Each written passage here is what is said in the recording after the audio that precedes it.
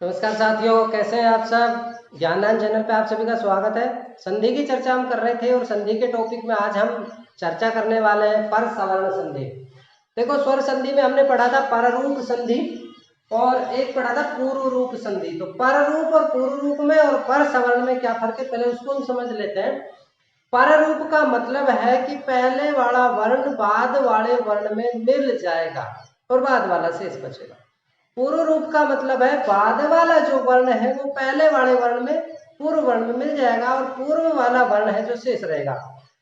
लेकिन पर सवर्ण जो शब्द है उसका मतलब होता है कि पहले वाला जो शब्द है वो भी बाद वाले शब्द के जैसा हो जाएगा।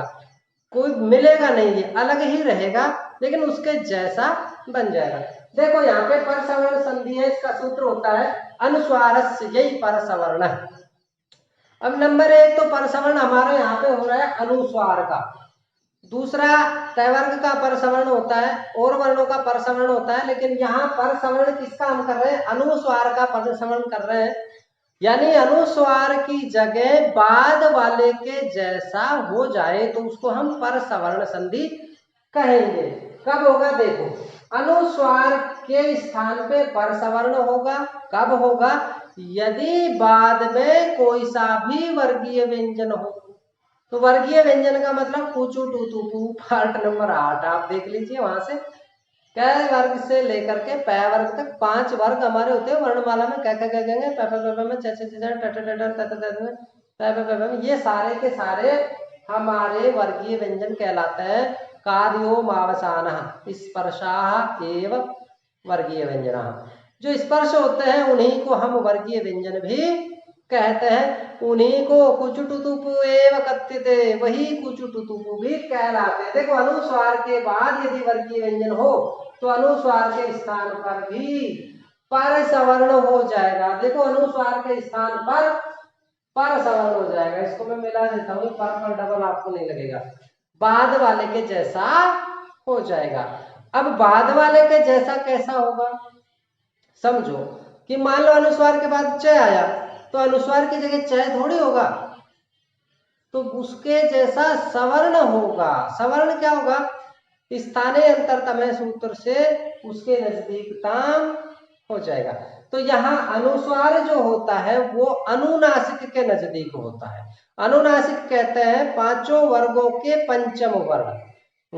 कै वर्ग का पांचवा ङ, च वर्ग का ञ, ट वर्ग का ण होता है, त वर्ग का न और प वर्ग का मैं। इनको हम पंचम वर्ण और अनुनासिक वर्ण कहते हैं। तो अनुस्वार के स्थान पर भी वही पंचम वर्ण हो जाएगा। कौन सा, जो बाद में वर्ण आया। उदाहरण देखेंगे तो बिल्कुल आसानी से समझ में आ जाएगा। तो एक बार इसको समझ लेते हैं।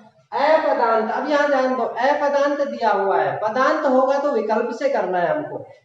भाई पदांत यदि है तो हम विकल्प से करेंगे, करना चाहे तो कर दे, नहीं करना चाहे तो नहीं करें। लेकिन यदि अपदांत है, अपदांत का मतलब होता है जो पहले वाला शब्द होगा जहां अनुस्वार आया वो पद नहीं है पूरा, वो बीच में आएगा। तो यहां देखो, उस अनुस्वार के बाद यदि कुचुटुतुपु, क्या है कुचुटुतुपु, कु का मतलब कै वर्ग, चू का मतलब च वर्ग, टू का मतलब ट वर्ग और तू का मतलब त वर्ग और पू का मतलब पै वर्ग।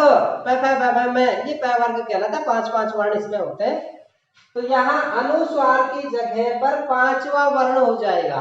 किस वर्ग का, जो भी वर्ग बाद में है उस ही वर्ग का। समझ लेते हैं उदाहरण में। आ जाओ, इधर आ जाओ, उदाहरण देख लो। शाम प्लस त, यहाँ मैंने प्लस लगा दिया, यहाँ बाकी मैंने फिर ये एक ही शब्द लिख दिया। इसको आप अलग अलग लिख सकते हैं और इसको आप इस तरीके से भी लिख सकते हैं। इसका दूसरा नाम ये भी होता है कि पद के मध्य में यदि मैं हो तो पहले उसका अनुस्वार होता है और अनुस्वार के बाद उसका पर सवर्ण हो जाता है। तो यहाँ देखो, शाम प्लस तह,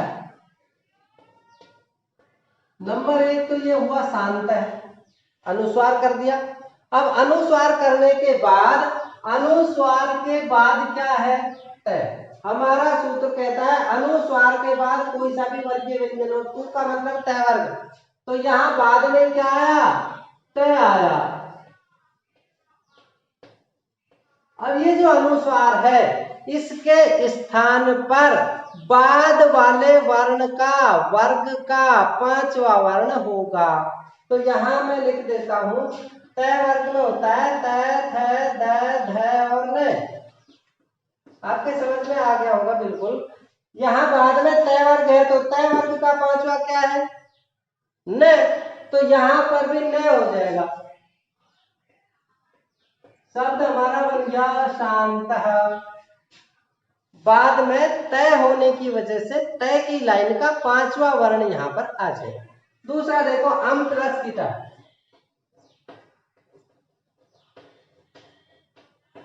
अब यहां देखो अनुस्वार के बाद में क्या है? क। ध्यान रहे ई नहीं है, पहले क है, व्यंजन पहले होता है। तो यहाँ क वर्ग में क, ख, ग, घ और ङ। तो यहाँ पर अनुस्वार की जगह क्या होगा? पंचम वर्ण।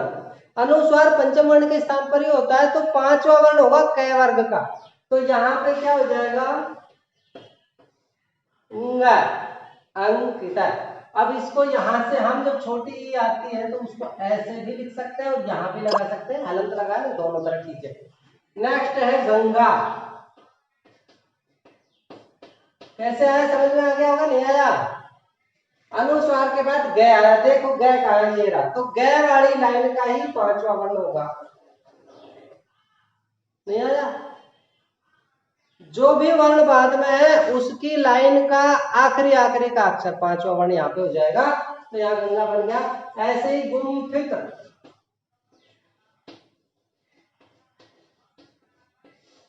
देखो यहाँ अनुस्वार के बाद में फ आया और फ आता है प वर्ग में, प, फ, ब, भ, म। तो यहाँ अनुस्वार की जगह क्या हो गया? मैं हो गया। गुम्फित पर सवर्ण हो गया बाद वाले वर्ण के वर्ग का। कुंठित।